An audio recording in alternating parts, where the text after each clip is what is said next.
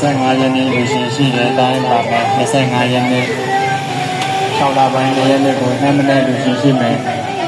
6လပိုင်း2ရက်နေ့နမနဲ့လူရှင်ရှိတယ်ညနေပိုင်းကိုညနေ9:00နာရီကိုဒါတည်းဟုတ်ရဲ့6လပိုင်း2ရက်နေ့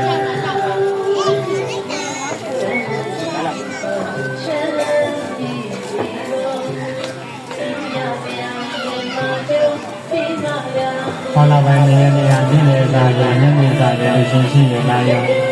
မနေ့9:00နာရီပုံနေ့လေစာ